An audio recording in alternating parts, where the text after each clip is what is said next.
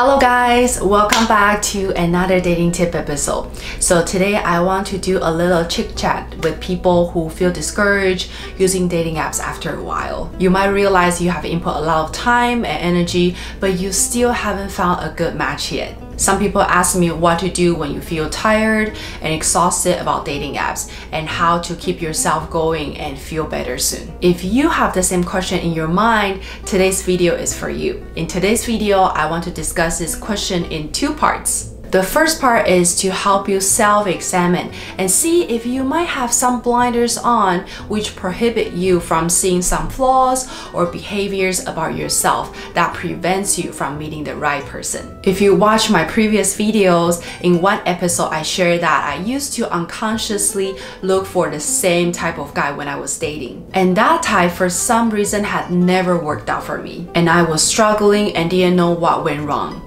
Until one day, my mom pointed out the fact that I was always looking for the same and wrong type of person when we were chatting, and that literally woke me up. So I quickly adjusted my criteria, and very soon later, I connected with my current boyfriend Pablo on the Coffee Meets Bagel app. That's why I always gave my mom credit for helping me find my boyfriend Pablo. Sometimes we might have some stereotype or blind spot that we cannot see on our own. That's why self-awareness or having a true and trustworthy friend who can correct you and tell you the truth is very important. And we will discuss this in further detail later. And my part 2 of this video is about how to give self-care and be your own cheerleader when you feel discouraged or frustrated when dating online. This is a very important part because if you don't have a better way to meet new people than online dating, then you definitely need to get back to it after you take a break. In this case, it's very important for you to learn how to shift your mindset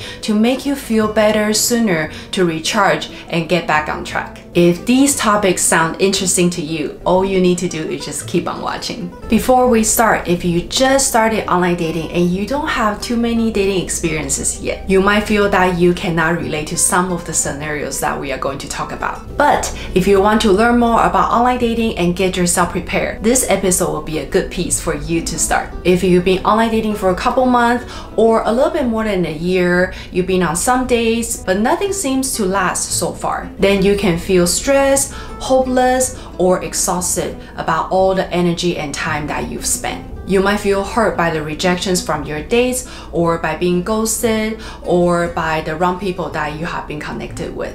I know sometimes we just want to turn off everything and hide in our comfort zone to take a break and recharge. This is very normal and we all need a break from time to time. As you are recharging, it's also important to examine and review how you're doing when dating people so you can adjust along the way and increase your chance to connect with the right matches. Sometimes the reason why you haven't met the right person yet is just because the timing hasn't come yet and you just need to be a little bit more patient. It's not necessarily because you're doing anything wrong or you are not good enough. We are all beautiful and unique in our own way, and everyone has a different sense of beauty. So please don't look down upon yourself just because you have failed in a couple of dates and you start questioning about your appearance or you as an individual. That is not right, and I want to clarify that before we move on. Okay, now for part 1 of this video, I want to talk about how to find out if you are blinded when searching for love. Up to this point, you might ask, so how do I know if I have some blind spots that I have been ignoring? And here is a simple guideline for you to review. Guideline number 1.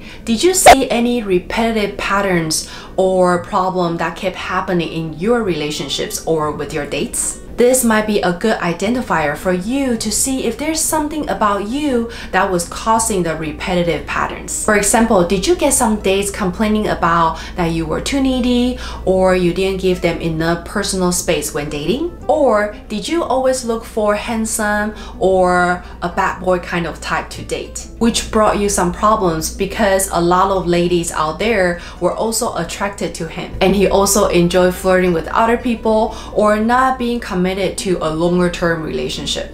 These are just some random examples, but I want to highlight that if you have noticed some patterns in your relationships from your previous dating experiences, whether it's about you or the type that you chose, you might want to step back and take a closer look to see what the core issue is. Take myself for example. I used to choose only a particular type of looking guys to date, just because I found them very attractive. So I tended to ignore other guys who didn't fall into this category. By doing that, I missed a lot of good potential options without knowing. So I kept dating the same type of people for a couple months and nothing had worked out for me, and I was hurt badly by those guys. I felt miserable and discouraged. Like I mentioned in my intro, later from one conversation with my mom, she pointed out that I was too narrow-minded to date the same type of guys. And according to her, I should leave my door a little bit more open and start dating other types of guys,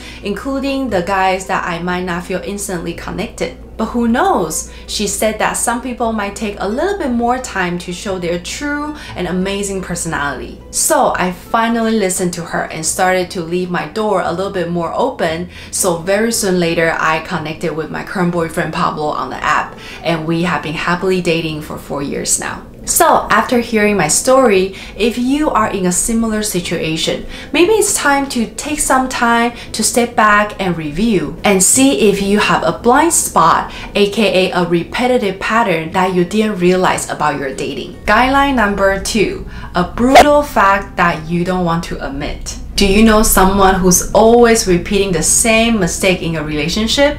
And no matter how many times that you tell him or her to stop or change, they just cannot? For example, I have a girlfriend who always fell in love so quickly with someone and gave the guy 100% of herself. So when the relationship didn't work out, she felt like her whole world collapsed after the guy left her and she could not bear the pain. I watched her repeating this dating vicious cycle many times, and she just would not listen when I told her to hold on to her heart when she meets someone new and don't fall in love so fast before you know each other better. Finally, after all the years of struggles, she's getting much better now.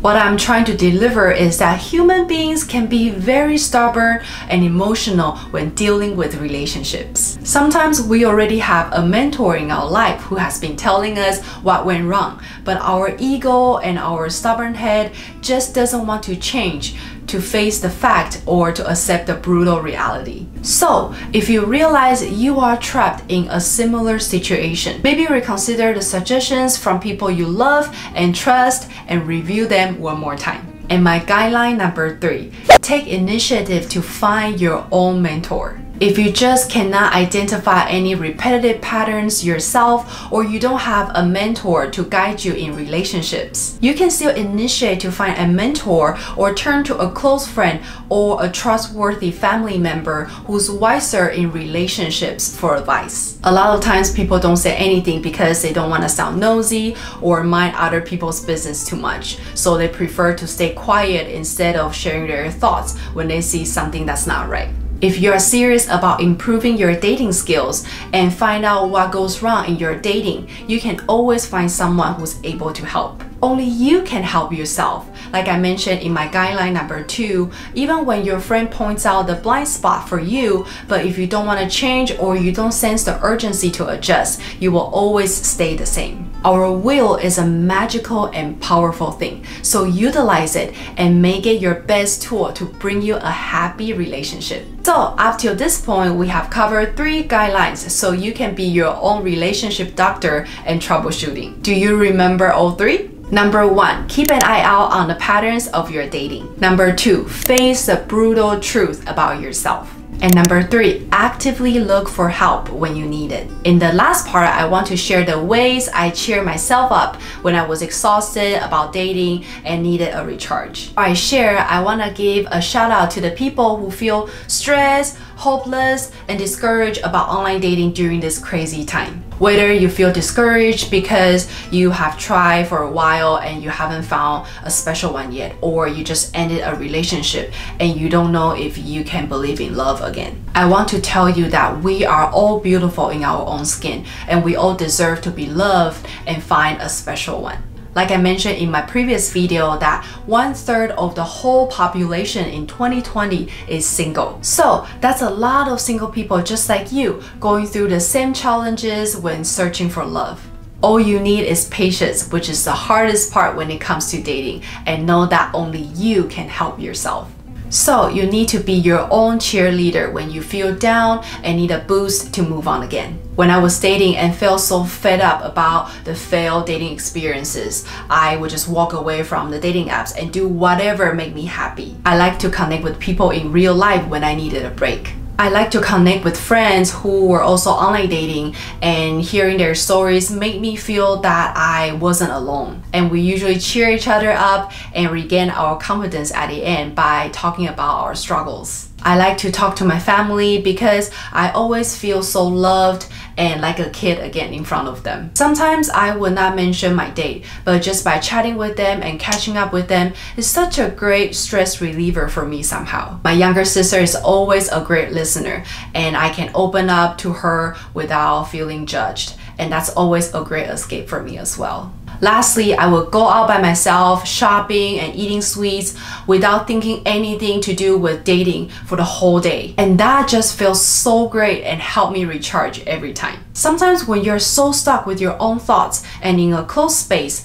it can only make you feel worse. I used to live by myself, so going out to see people and getting outside really uplifted my mood and relaxed myself a lot. If you live by yourself, going out is such a simple way to give yourself a break and disconnect with your negative thoughts. Lastly, here's a tip from my boyfriend Pablo when we were discussing what are some good ways to help cheer girls up. And he suggests that girls can also enjoy a night out at a bar with their girlfriend. You get to socialize and meet new people at a bar. And sometimes guys will approach you to start a conversation. And that in-person connection might make you feel better about yourself and regain your confidence too. What about you? What do you do to cheer yourself up when you need a break from online dating? Share your thoughts with me and I would like to see them. Okay, and that's it for today. I hope you find one thing that's helpful for your current situation today. If you would like to join my Facebook dating group, you can click the link under this video. And don't forget to like this video or subscribe to my channel so I can create more content for you guys.